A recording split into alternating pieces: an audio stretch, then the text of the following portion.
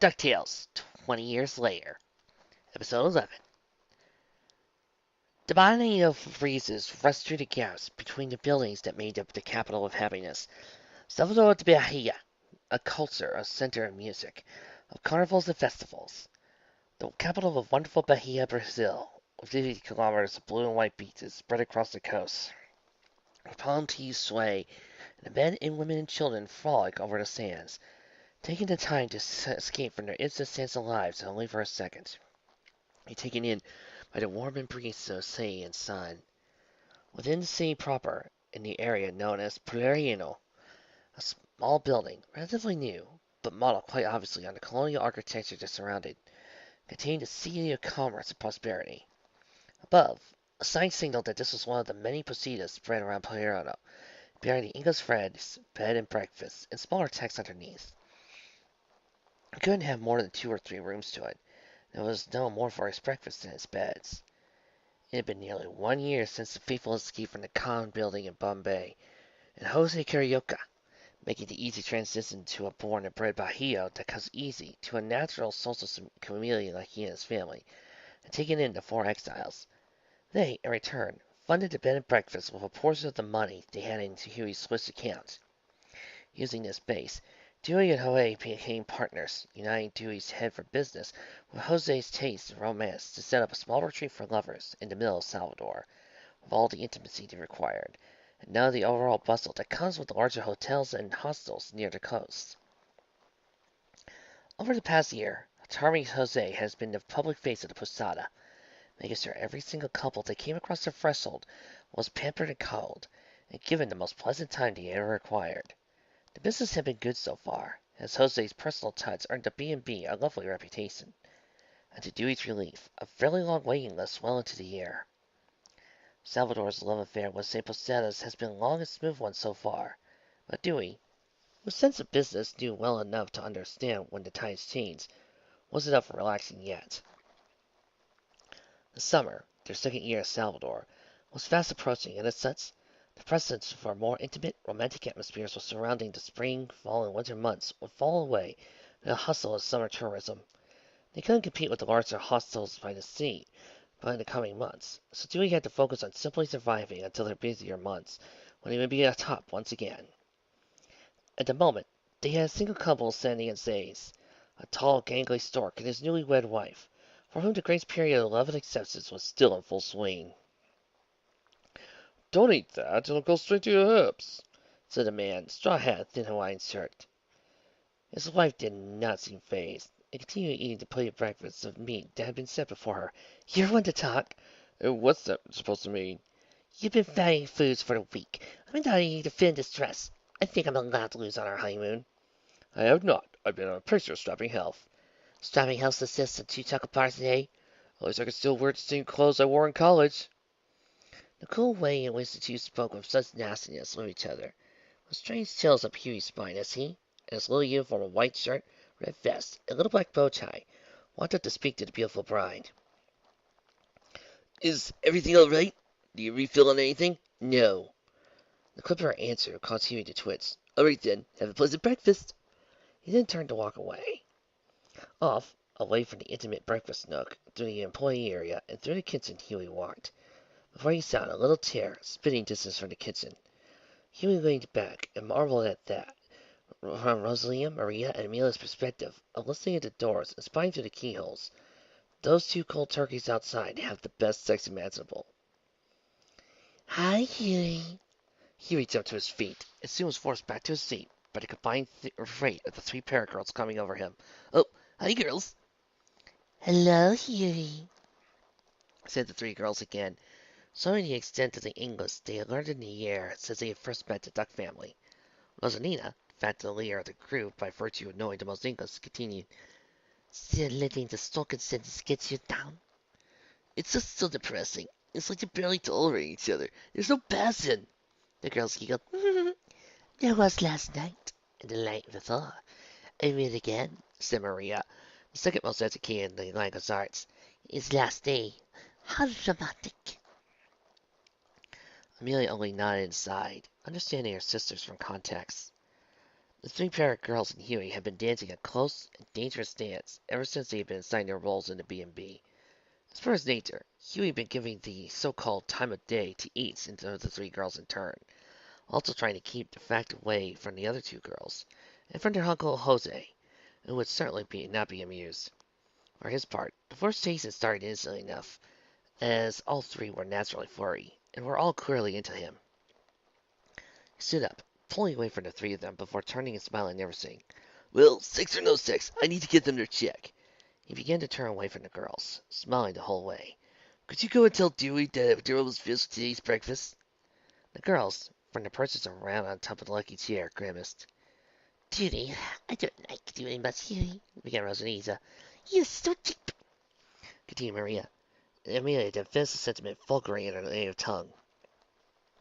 Huey smiled warmly now, and wiped the figure out.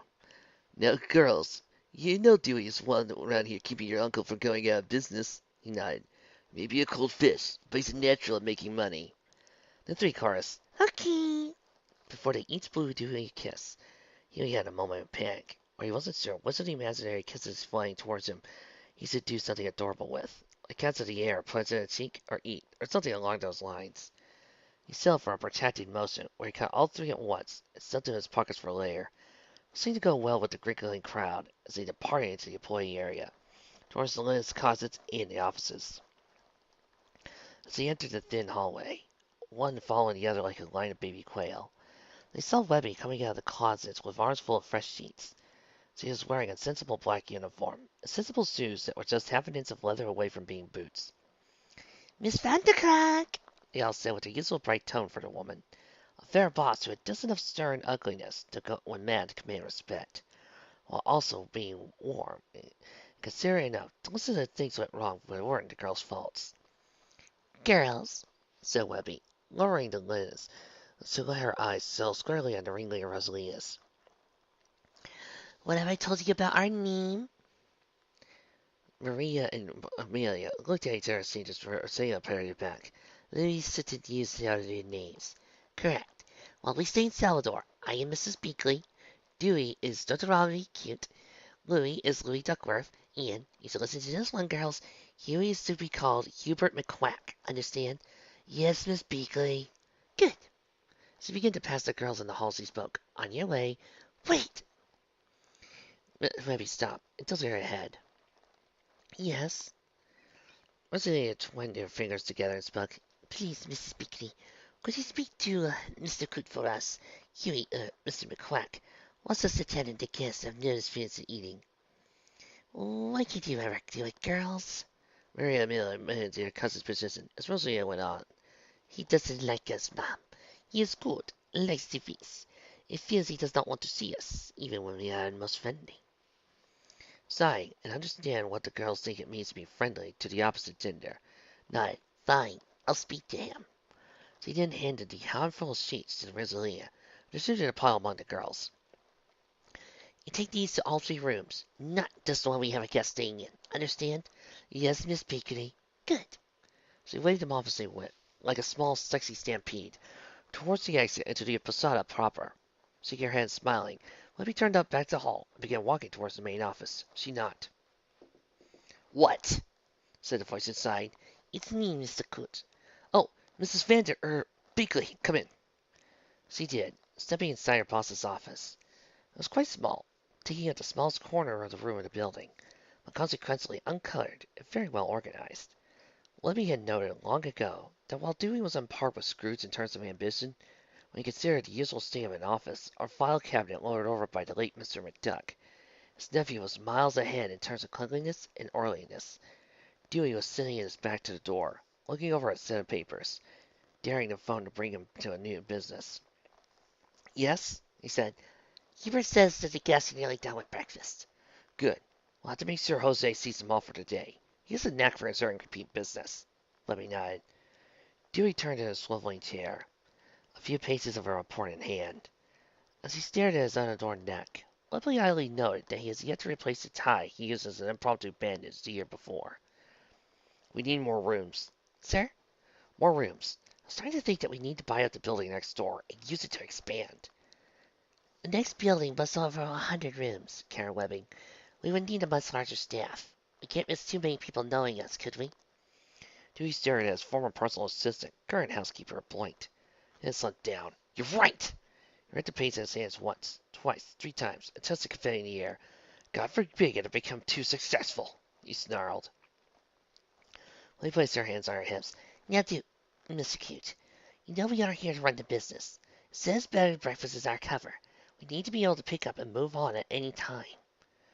But we were doing so well. It was thrilling. For 6 months we were booked solid and straight through the holidays before we petered off in mid-spring. There's a great deal of money to be made on this venture. We can't worry about money right now, Dewey. We had to focus on our goals.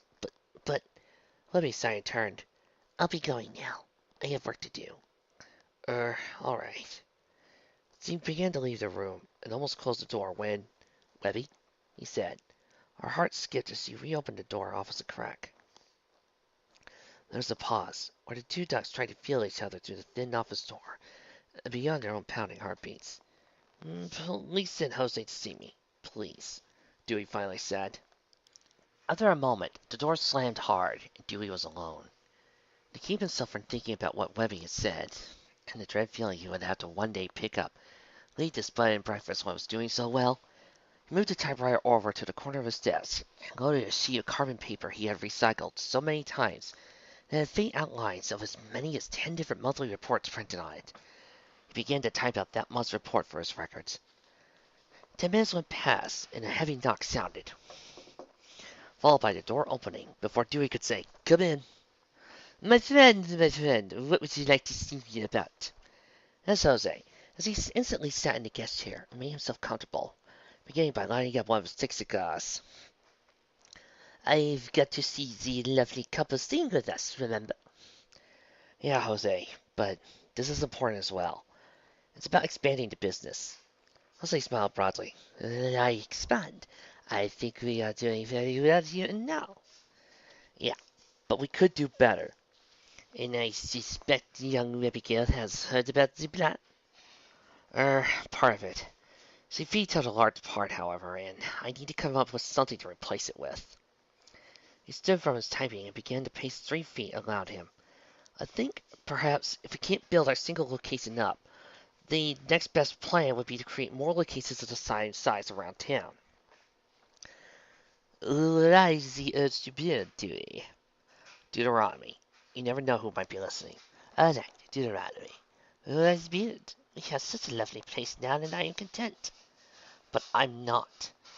Think of working with people as fantastic, and I want to sell that to people, as many people as possible.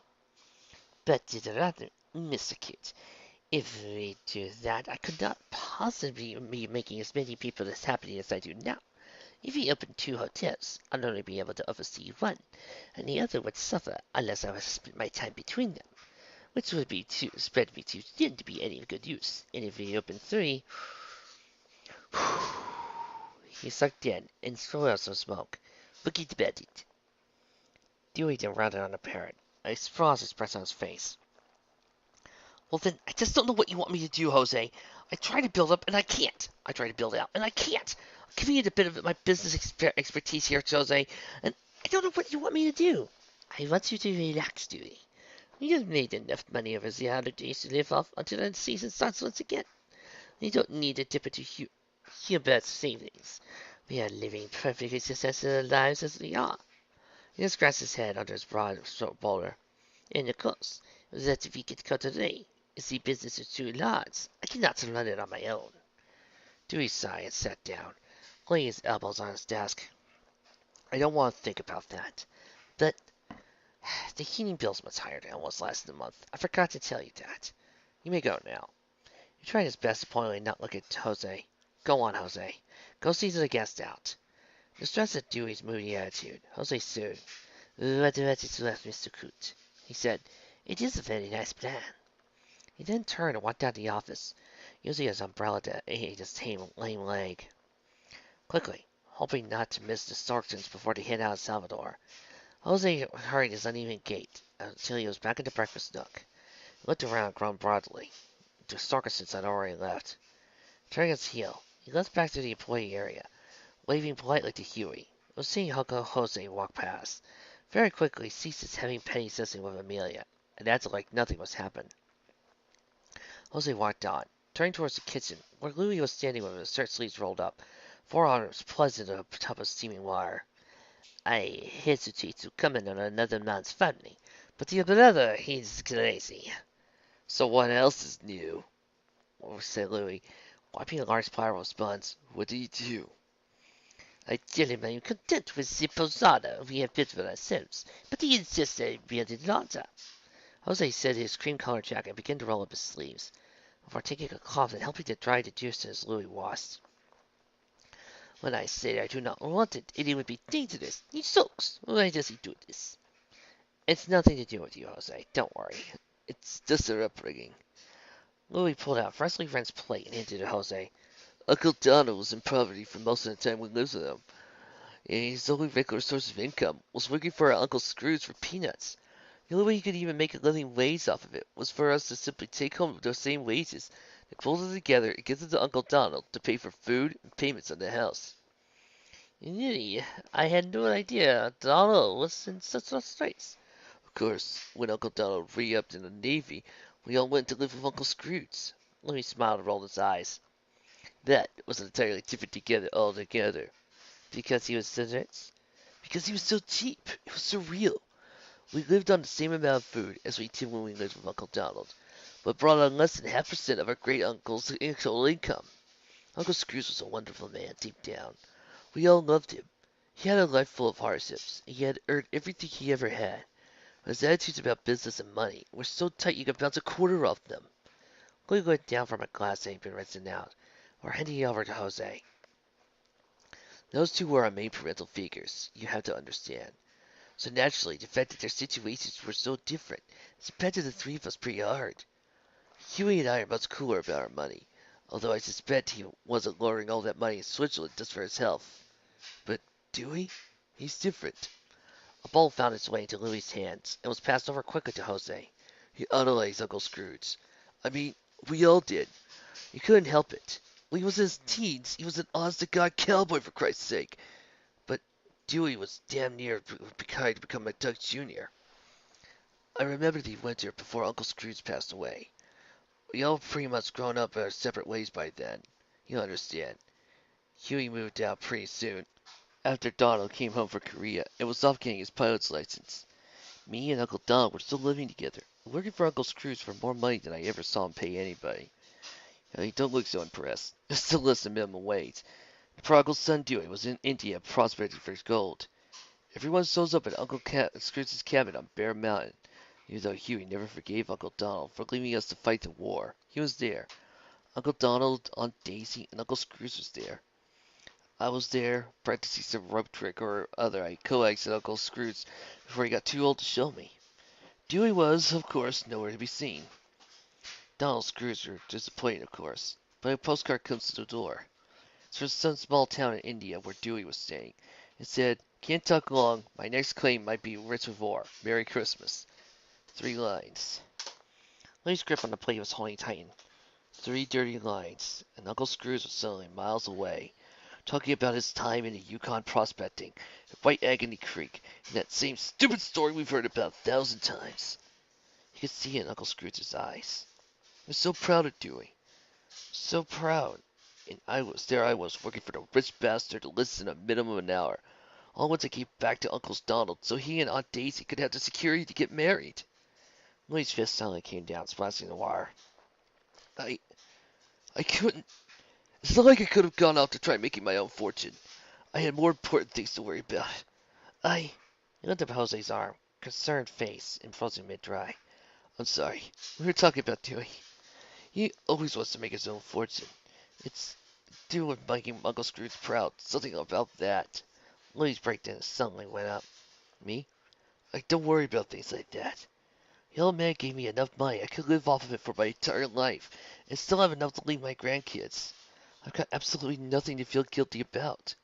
I started washing, going quicker now with false bravado. I never had monkey at Uncle Donald's, and Uncle Scrooge's. I had all the money in the world, but couldn't spend any of it. I'm on my own man now. I can spend it on what I like. Louis finally stopped talking, and Halsey couldn't help but smile. Somehow, he understood Louis perfectly, even where Dewey was a mystery to him. Suddenly, a ding resounded from the front. That is enough for us, Louis. I mean, Louis. Because as a gentleman be right to him, I must prepare. Sure, said Louis, unrolling his sleeves and straightening the green bow tie he wore on his uniform. We had to walk off. Oh, and Louis? Yeah? Don't leave the window hanging open when you come in at night. It is causing the heating bill to skyrocket. All right, Oh. Jose looked back with a mischievous little smile and tapped the side of his beak with a green feathered finger. Louis couldn't help but sigh and think. Oh well, one more person in on a secret couldn't hurt. He walked on, out past the chair, where Huey was now entering into heavy petting with Maria, but still with the presence of mind to offer her a discreet high five behind her back. So Louis went past, which he was equally so in returning. Louis was walking through the employee area, and then out behind the counter. There's a lady goose in dark sunglasses standing, ringing the bell. Good morning, ma'am, he said in a very practiced fake Brazilian accent, with the fakest smile anyone ever offered up. Mr. Karaoke would be out in a minute. Now, why would I want to see him when you're right here? She lowered her glasses slowly, revealing her eyes. Catch it! Louis guessed. Guess. Looked around. The main hall and breakfast nook was empty. Come on, back here! Goslin Matter vaulted over the counter, followed Louis back behind the door, marked Imperdo Samante. The two of them passed by Huey, now working over Rosalina, and Stella in the hall leading up to the closets and offices, safe from prying ears. Was there. Louis felt secure to begin talking. Grr, grr, grr. Of course, having nothing much to say, his mouth just made funny noises until Goslin placed her hand over his mouth. Quiet! You're a difficult family to find, you know that? That's for the best, isn't it? Aaron Esley wanted terraces and all that? Even so, I've been searching for a week before I found out that Jose Carioca had set up a new hostel near Salvador. She took off her glasses and coat, revealing a much more casual affair underneath, a mere flash of purple underneath that. 3 layers in summer weather in Brazil. I do not recommend it. You're telling me? He placed a hand on her shoulder. Anyway, what are things like back home and in Duckburg? Not good, she said, wiping off her shirt and revealing the double-breasted coat underneath. Ferret Kagan has whipped everyone up into a frenzy to find you guys. He's put Gizmo on the case a year back, and everyone's getting antsy to find you. Duckburg is paranoia city at the moment, but St. Canard is even worse. Really? Why? Since one of those terrorists was a masked hero, then naturally all of masked heroes are to blame. We've been made scapegoats. Gizmo Duck has led the campaign, and since he is firmly in Ferret's pocket, Ferret is leading the campaign. Campaign to what? As it passed a few months after you left. She tapped the mask to her face before retrieving the hat from her person. Register, reveal your identity, and continue crime fighting in the public eye. Retire and never fight crime again. Or continue crime fighting in the shadows and risk getting caught and sent to jail. Since most of the street level newbies have opted to retire, the big boys have had to stoop in to stop the surge of petty crime, allowing upper level superbads to slip through the cracks. She shook her head, now fully in costume. It's bad, and Gizmo Duck isn't doing a very good job inspiring confidence in the community. Sounds terrible. It is. Darkwing Duck officially retired from St. Qatar nightlife about 2 months later, once the pressure had gotten too great. She sighed, but quickly smiled again. However, business. I come bearing a gift. A gift? Yeah. Dax's connections may have come in handy. Sus finally got back to me not too long ago with an offer. Turns out they're quite suspicious about Farrakhan's sudden rise to power, and of Dewey Duck's sudden disappearance afterwards. I'm willing to begin investigating Farrad if we can gather enough evidence to prove that something funny is happening. Louis nodded. Wonderful. We can do that. He grasped Gosling's hand tightly. Come on, Darkwing. You're all suited up. I think it's time you told everyone else the plan. Finally! He called out Huey, ripping off his ridiculous bow tie and loosening the top few buttons of his shirt. I've been waiting for this. No more dealing with irritable honey mules for me.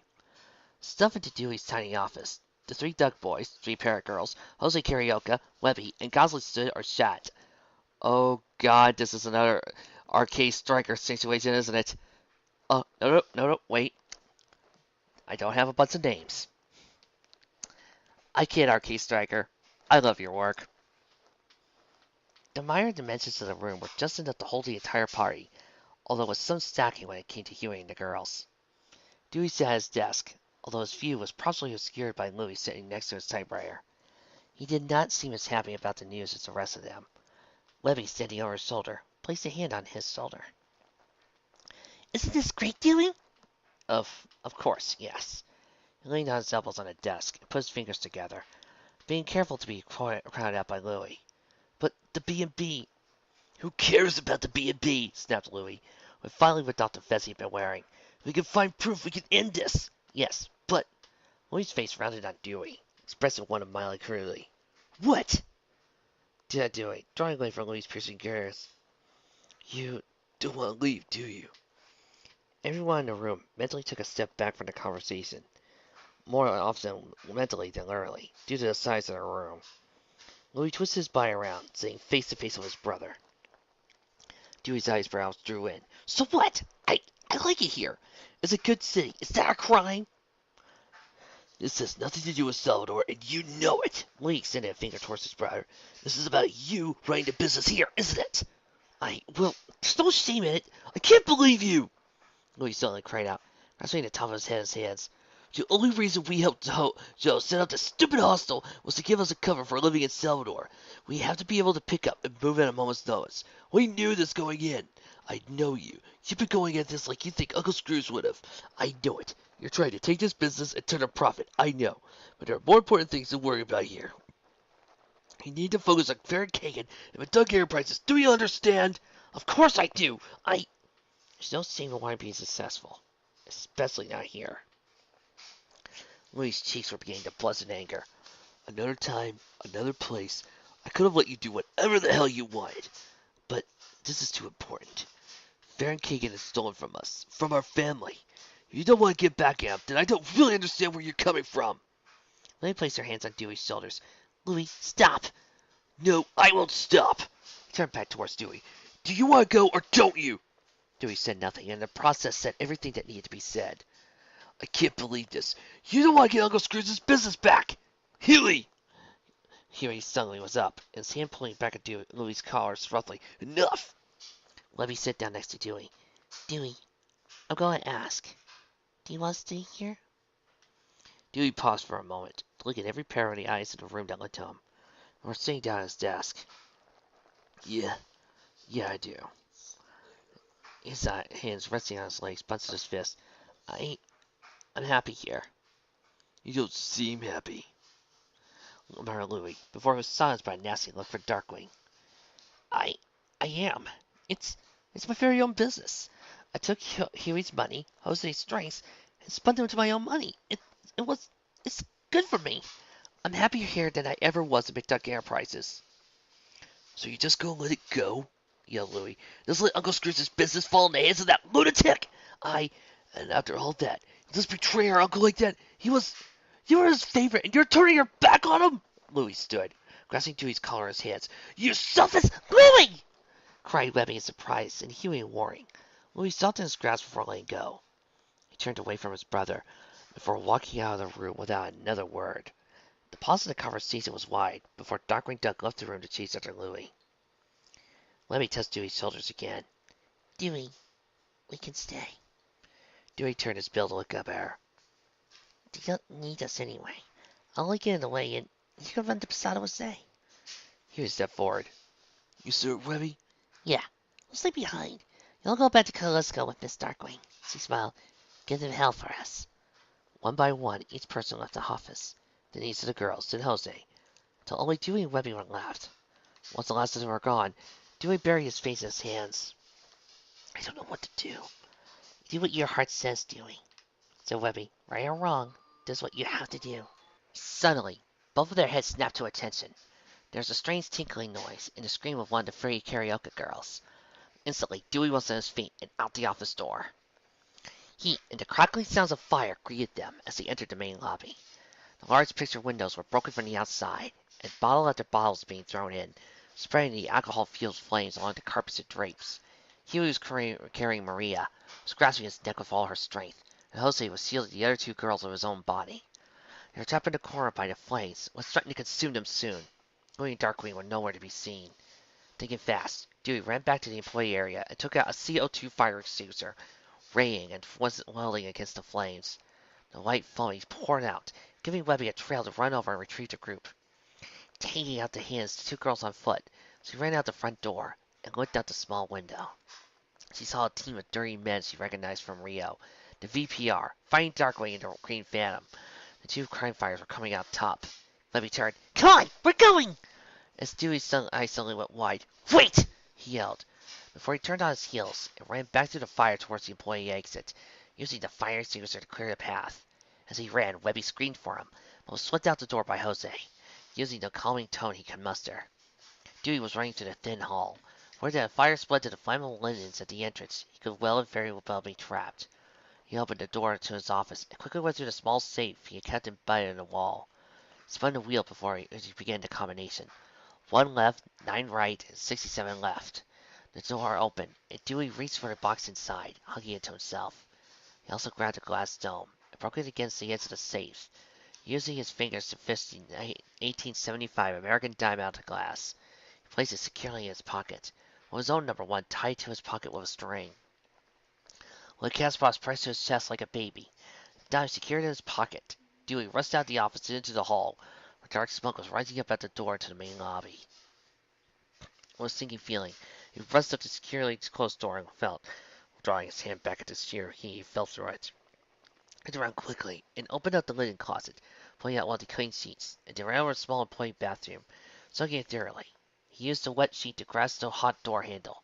He twisted it carefully, before jumping back into the linen closet with a wet sheet over his head to escape the burning backdraft coming through the open door. It died down momentarily, revealing a waist-high column of fire.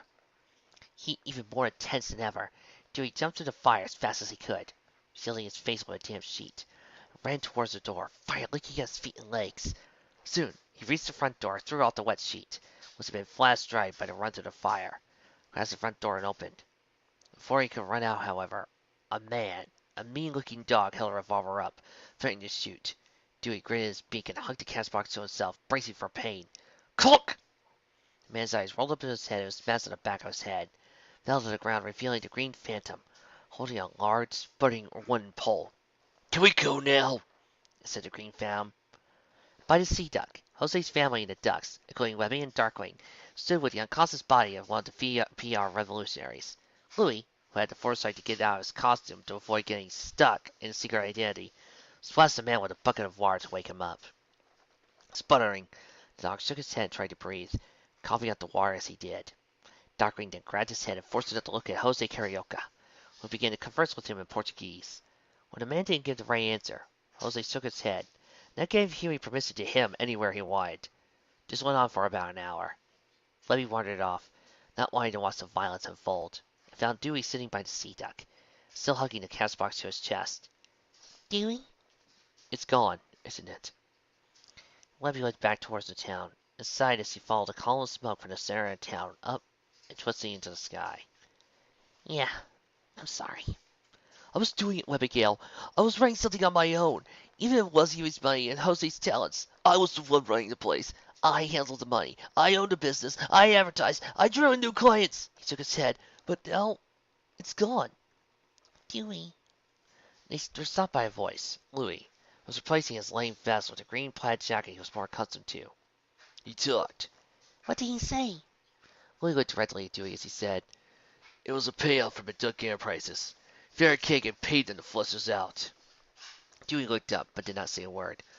Look, Dewey, I'm so sorry I got angry earlier. No, began Dewey, placing the class box reverberantly on the ground. No more apologies. No more crawling into little balls and trying not to cry. No more retreating. He looked up, and eyes were fierce and focused with anger, quite different from the uncontrollable rage of his family. Farron's taking too much away from me.